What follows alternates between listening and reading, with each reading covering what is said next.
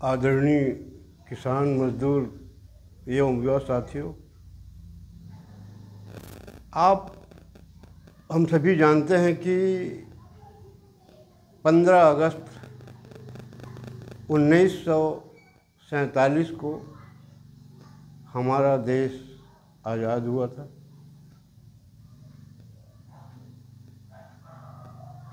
आने वाले 15 अगस्त में हमारे देश में स्वतंत्रता दिवस के रूप में सभी सरकारी कार्यालयों में, प्राइवेट संस्थाओं में समारोह आयोजित करके स्वतंत्रता दिवस को आज़ादी के रूप में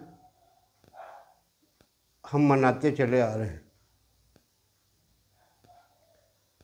आपको याद होगा कि इस लंबी लड़ाई के लिए हमारे देश के शूरवीर क्रांतिकारियों ने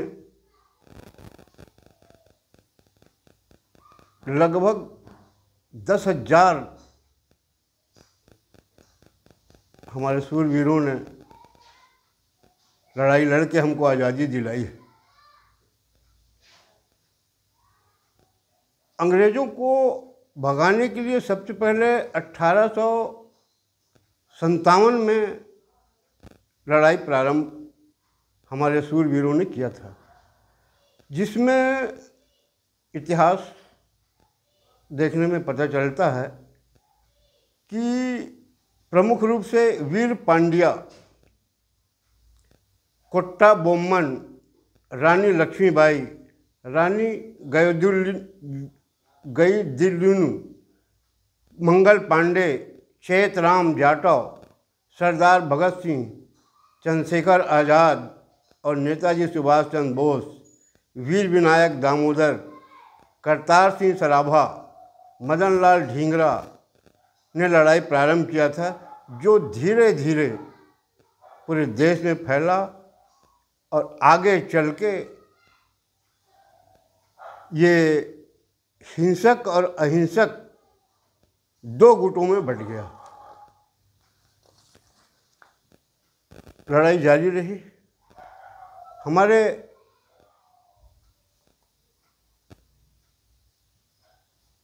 शूरवीरों ने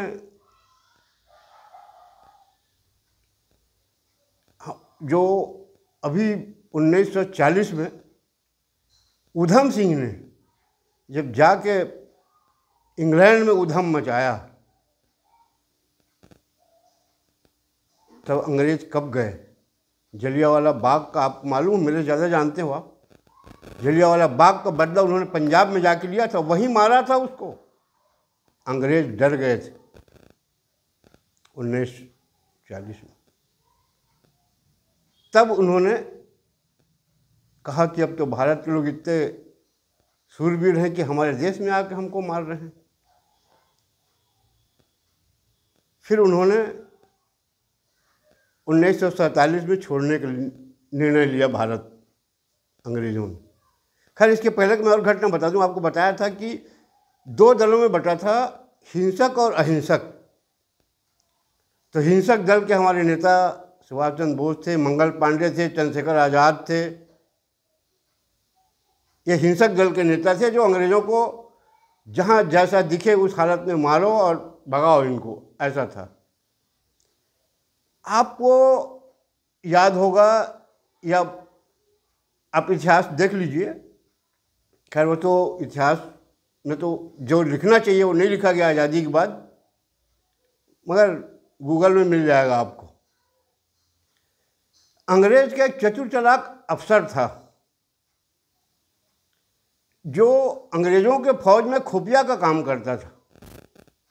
उसने 1857 के प्रथम स्वतंत्रता संग्राम के दौरान, अपने गुप्तचरी के दौरान, उसने अमानवीय हथकंडा अपनाया और हमारे देश के हजारों क्रांतिकारियों को मौत के घाट उतरवा दिया था, जिससे खुश होकर अंग्रेज के सरकार ने उसको उत्तर प्रदेश के इटावा का कलेक्टर बनाया। कलेक्टर बनने के बाद वो वहाँ जो किसान थे, क्रांतिकारी किसान 2 दर्जन, उसको इसने गोली से भुंजवा दिया। जैसे जिले में जानकारी हुई कि क्रांतिकारी किसानों को इन्होंने ऐसा कर दिया, पूरे किसान एकत्रित हो गए, उसके बंगला और घर को घेर लिए, मार डालेंगे करके। इस डर में उस कलेक्टर ने महिला का वेश बना करके आगरा छावनी की ओर भगा, जिसका नाम क्या था बताएं? वैसे हमारे नकली देशभक्त जो हैं वो जानते हैं इसको।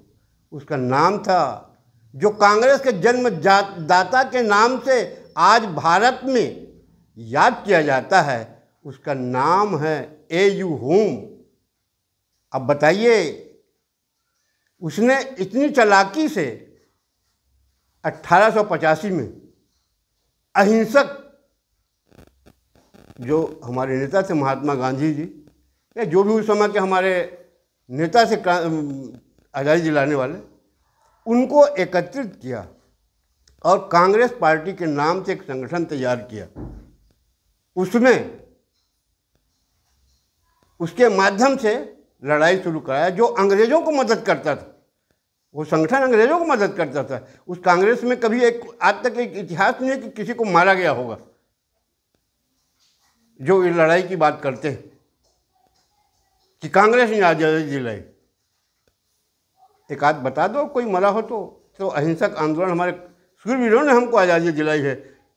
ये जो कांग्रेस की बात करते हैं ना, जो A.U. होम का अंग्रेज के बनाया हुआ, जिसका DNA अंग्रेज विदेशी हो, जिसके आज अध्यक्ष मल्लिकार्जुन खड़गे हैं, ये क्या भारत के हित के बारे में सोच सकते हैं? खैर, अब आप देख रहे हैं, जान रहे हैं सब कि क्या कर रहे हैं और क्या करने वाले हैं। आज़ादी के बाद कांग्रेस के नेताओं को महात्मा गांधी जी ने सलाह दिया था कि कांग्रेस इस संस्था का नाम ख़त्म कर दीजिए और अगर आपको चुनाव लड़ना है राजनीतिक दल अलग से बना लीजिए, मगर इन्होंने नहीं माना। कांग्रेस के नाम से ये फ़ायदा उठाते रहे, राज करते रहे। जैसी प्रथम प्रधानमंत्री हमारे बने पंडित जवाहरलाल नेहरू, इंदिरा गांधी जी, राजीव गांधी जी, मनमोहन सिंह जी ने देश हित में ऐसा कानून बनाया उसने, जो आज हिंदू मुस्लिम की बात हो रही है ना, क्यों हो रही मालूम है आपको? आज़ादी के बाद किसने कांग्रेस नहीं बंटवारा किया ना पाकिस्तान का, इसलिए पाकिस्तान बना। पाकिस्तान बनने के बाद यहाँ जो हमारे प्रधानमंत्री बने 4 जने 5 जने कांग्रेस के, इन्होंने मुस्लिमों के हित में ही कानून बनाया, हिंदुओं के नहीं, जहाँ हिंदू बहुल देश है। आज जो वक्फ बोर्ड का आप सुन रहे होगे ना, ये वक्फ बोर्ड क्या है? उसको ऐसा अधिकार दे दिया ये चारों कांग्रेसी, 5 कांग्रेसी मुख्यमंत्री प्रधानमंत्रियों ने कि वो जिसकी ज़मीन को कहे ये हमारी ज़मीन है, वो उसका हो जाएगा। न कोर्ट में आपकी सुनवाई होगी, न कहीं कोई सुनवाई हो रही। इसलिए मोदी जी चाह रहे हैं इसको बदलना है, इसमें संशोधन करना है कि ऐसा ना हो। आप ताजुब होगा, इनको देखो ये वक्फ कमेटी वालों को, ये क्या कर रहे हैं? इलाहाबाद हाई कोर्ट के ज़मीन को अपना बता रहे हैं भाई। हाई कोर्ट वाले सुप्रीम कोर्ट में लड़ाई लड़ रहे हैं। तमिलनाडु जिले में जो 1500 साल से हिंदुओं का ज़मीन है, उस पर इन्होंने कब्जा कर लिया है। अब ये जो ओवैसी जैसे कई मुस्लिम नेता चिल्ला रहे हैं ना कि मुस्लिमों का हित होगा, उनका हित नहीं होगा, ये कुछ गिने चुने लोगों का हित होगा, क्योंकि वक्फ की जो ज़मीन है इन्होंने ठेका ले लिया है, उसे कमाई कर रहे हैं, किराया पा रहे हैं। वैसे आप 10 साल से देख रहे हैं ये जो अन्यायी, अत्याचारी और भ्रष्टाचारियों का एक गठबंधन बना है, जो देश में राज करना चाहते हैं। पिछले 10 साल से इन्होंने झूठा आरोप लगा करके तरह तरह के देश के लोगों को भड़काने की कोशिश कर रहे हैं, जैसे किसान आंदोलन कराना, बेरोजगारों को बेरोजगारी की बात करना, महंगाई की बात करना, ये बरगिला रहे हैं। अभी आपने देखा ना कांग्रेस के कुछ देश के गद्दार, मैं ये कहूँगा, बांग्लादेश की उदाहरण दे रहे हैं। बांग्लादेश की स्थिति बन रही है। इसीलिए पिछली वीडियो में मैंने आपसे कहा था कि ये जो अन्याय अत्याचारी भ्रष्टाचारी जो कुछ तो जेल जा चुके हैं, कुछ जाने वाले हैं, ये किसी भी ढंग से अशांति फैलाएंगे, इनके बातों पे हमको ध्यान नहीं देना है।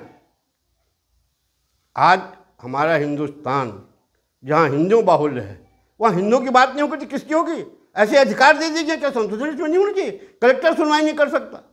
आप रिकॉर्ड रखे घूमे जाओ ना कि भाई ये मेरा नाम है, मेरा पर्ची है, कहीं कोई सुनवाई नहीं होना है, क्या इसका संशोधन नहीं होना चाहिए? तो आप कांग्रेस में रहें, जहाँ भी रहें, मगर अपना हित सोचिए।